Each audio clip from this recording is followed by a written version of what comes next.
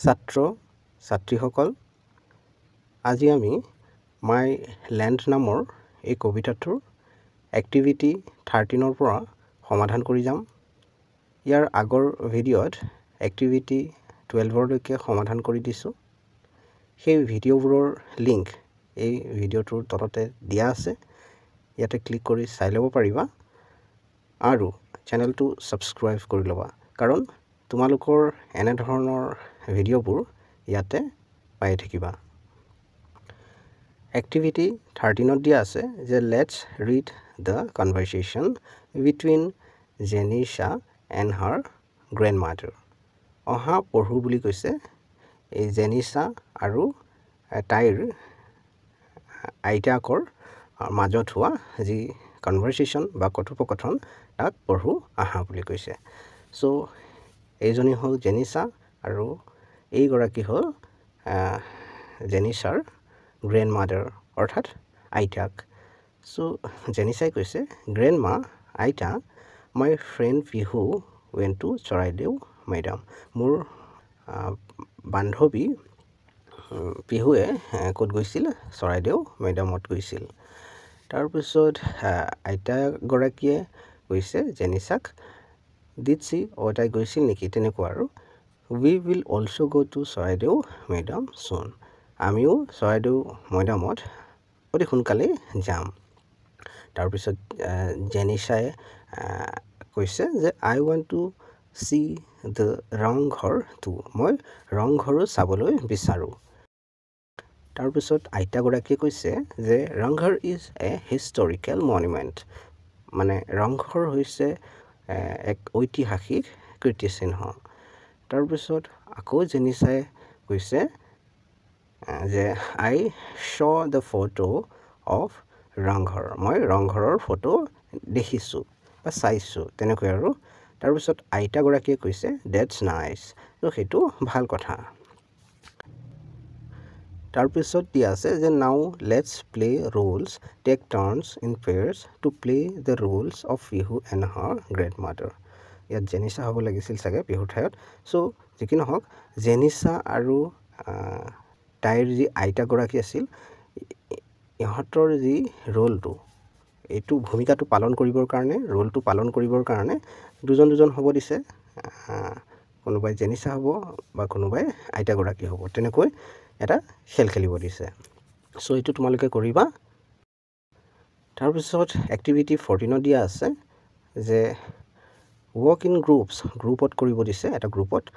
Discuss and find out the names of A few historical monuments and a few places of importance of Assam. তাৰপিছত আলোচনা কৰিব দিছে আৰু বিচাৰি উলিয়াব দিছে the names of A few historical monuments. কেইটামান ঐতিহাসিক কীৰ্তিচিহ্ন, তাৰ নাম আৰু কিছুমান গুৰুত্বপূৰ্ণ ঠাইৰ নামো তেনেকৈ বিচাৰি উলিয়াব দিছে আৰু আলোচনা কৰিব দিছে। সেইবোৰ অসমৰ হ'ব লাগিব মানে। After the discussion write the names and the information that you have now about the historical monuments and the places of importance of Assam. তাৰপিছত আলোচনা কৰাৰ পাছত নামবোৰ লিখিব দিছে আৰু তথ্যবোৰ লিখিব দিছে, যিবিলাক আমাৰ অসমৰ গুৰুত্বপূৰ্ণ ঠাইবোৰ আছে আৰু ঐতিহাসিক কীৰ্তিচিহ্নবোৰ আছে। তেনেকুৱা ধৰণৰ ঠাইবোৰৰ বিষয়ে আমি লিখিব লাগে। চ' ইয়াতে মই লিখিয়ে দিছোঁ, চোৱা যে a few historical monuments and a few places of importance of Assam are Kamakhya temple, Talatal Ghar, Rang Ghar, Kaziranga national park, Majuli, Agnigarh etcetera.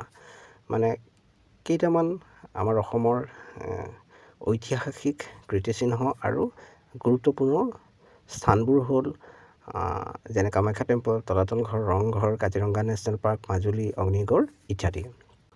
তো ইয়াৰ বিষয়ে তোমালোকে অলপ লিখি দিবা। যেনে মই ইয়াতে কামাখ্যা টেম্পল, ৰংঘৰ, তলাতল ঘৰ, তাৰপিছত কাজিৰঙা নেশ্যনেল পাৰ্ক, মাজুলী, অগ্নিগড় ইয়াৰ বিষয়ে লিখি দিছোঁ। তাৰপিছত এক্টিভিটি 15টোত দিয়া আছে যে let's say this words aloud and notice the pronunciation of S in safe, sh in fresh and ch in rich. So এই ৱৰ্ডবোৰক ক'ব দিছে। বাকচটোত থকা বাকচটোৰ ভিতৰত থকা ৱৰ্ডবোৰ জোৰেৰে ক'ব দিছে আৰু লক্ষ্য কৰিব দিছে ইয়াৰ উচ্চাৰণবোৰ ছেভত এছটো এছৰ উচ্চাৰণটো আৰু ফ্ৰেছত এছ ইজ ইয়াৰ উচ্চাৰণটো আৰু ৰিচত চি এইচ ইয়াৰ উচ্চাৰণটো তোমালোকে তেনেকৈ ন'টিছ কৰিবা প্ৰনাউন্স কৰি পেলাই শেভ তেনেকৈ ফ্ৰেছ ৰিচ তাৰপিছত দিয়া আছে now let's practice saying the following words correctly এতিয়া অহা প্ৰেক্টিছ কৰোঁ এইবোৰ ৱৰ্ডক বা শব্দক কৈ পেলাই তলত যি বাকচটো দিয়া আছে শুদ্ধকৈ কৈ পেলাই sun sea shore wish share shine touch change each তেনেদৰে তাৰপিছত ইয়াত বাকচত চোৱা তোমালোকে এটা টং টুইষ্টাৰ দিয়া আছে টং টুইষ্টাৰ টাইম বুলি দিয়া আছে আৰু এইটো আমি ক'ব লাগে চ' টং টুইষ্টাৰ তেনেকুৱা বহুত আছে তোমালোকে যদি টং টুইষ্টাৰ কোৱাৰ সদায় অভ্যাস কৰা তেতিয়া তোমালোকৰ শব্দবোৰ উচ্চাৰণ কৰোঁতে স্পষ্ট হ'ব কিছুমান ৱৰ্ড আমাৰ উচ্চাৰণ কৰোঁতে কঠিন লাগে বা কষ্ট হয় চ' আমাৰ জিভাখন লুটিয়াব লাগে বা ইফাল সিফাল কৰিব লাগে তেতিয়া আমাৰ কষ্ট হয় চ' এইটো প্ৰেক্টিছ যদি কৰা হয় তেতিয়া মানে অলপ সহায় হয় তাৰ কাৰণে এইবোৰ কৰিব লাগে ইয়াতে দিয়া আছে 7 চাই শাৰ্কছ শ্বেয়াৰ চংকি চকলেট চিপছ তো তেনেকৈ আৰু বহুত আছে তোমালোকে ইণ্টাৰনেটত চাৰ্চ কৰিবা তাৰপিছত বহুতো তেনেকৈ টং টুইষ্টাৰ পাবা আৰু তেনেকৈ এক্সাৰচাইজ কৰিব চেষ্টা কৰিবা যাতে তোমালোকৰ ৱৰ্ডবোৰ কওঁতে স্পষ্ট হয় এক্টিভিটি 16 দিয়া আছে লেটছ লাৰ্ণ ছাম গ্ৰামাৰ অহা অকণমান গ্ৰামাৰ শিকো বুলি কোৱা হৈছে এইটো দিয়া আছে notice the underline word in the following line from the poem কবিতাৰ পৰা দিয়া হৈছে এটা ৱৰ্ড আৰু তাতে আণ্ডাৰলাইন কৰা যিটো অংশ সেইটো ন'টিছ বা লক্ষ্য কৰিব দিছে I would freely die to save her ইয়াত ফ্ৰীলি এই ৱৰ্ডটোত আণ্ডাৰলাইন কৰা আছে মানে তলত আঁচটনা আছে here LY is added to the adjective এইটো এটা এডজেক্টিভ হয় ফ্ৰীটো তাৰ লগত LY এড কৰিছে সেইটো কথা কৈছে to make a new word freely এটা নতুন ৱৰ্ড বা শব্দ বনাবৰ কাৰণে ফ্ৰীলি এই ৱৰ্ডটো বনাবৰ কাৰণে চ' ফ্ৰীলি ইজ এন এডভাৰ্ব আৰু ফ্ৰীলিটো কি হয় এডভাৰ্ব হয় মানে এডজেক্টিভবোৰৰ লগত যেতিয়া আমি LY যোগ কৰি দিওঁ শেষত তো তেতিয়া এটা এডভাৰ্বলৈ পৰিৱৰ্তন হয় সেইটো কথা আমাক শিকাব বিচাৰিছে ঠিক তেনেদৰে এক্টিভিটি ভিটোত চোৱা read the adjectives written in the বক্সৰ ভিতৰত যিকেইটা এডজেক্টিভ লিখা আছে সেইবোৰ পঢ়িব দিছে আমি পঢ়িম rare fresh fair dear divine brave তেনেদৰে এতিয়া কৈছে now add LY to each of them এতিয়া প্ৰত্যেকটোৰ লগতে শেষত আমি LY এড কৰিম টু মেক এডভাৰ্বছ কি কৰিবৰ কাৰণে এই এডজেক্টিভবোৰক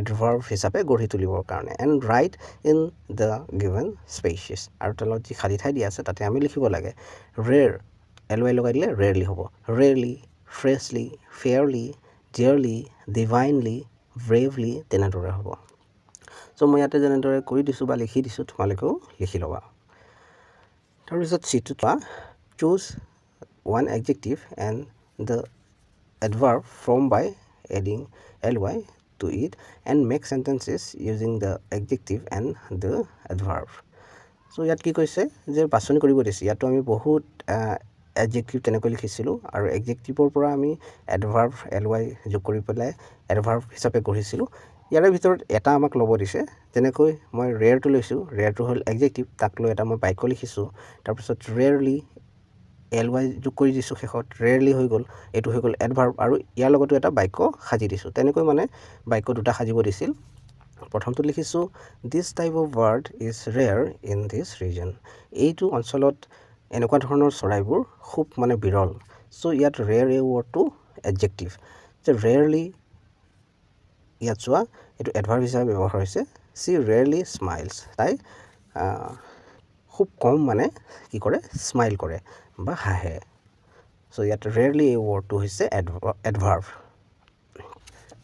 এবাৰ চাইছোঁ এক্টিভিটি 17 টু প্ৰজেক্ট ৱৰ্ক বুলি দিয়া আছে এইটো তোমালোকে এটা প্ৰজেক্ট কৰিব লাগিব collect all magazine newspaper etcetera তোমালোকক পুৰণা যিবোৰ নিউজ পেপাৰ আৰু মেগাজিন সেইবোৰ কালেক্ট বা সংগ্ৰহ কৰিব দিছে and cut out images that represent landscapes food clothing and cultural symbols of your native land তোমাৰ যি নিজৰ মাতৃভূমি বা জন্মভূমি বা নিজৰ দেশখনৰ বা নিজৰ ঠাইখনৰ যিবোৰ ঠাই বা আহাৰ বা কাপোৰ কানি বা সংস্কৃতিৰ যিবিলাক চিহ্ন সেইবোৰ যদি নিউজ পেপাৰত পোৱা পুৰণা বা মেগাজিনত পোৱা সেইবোৰ কাটি উলিয়াব দিছে।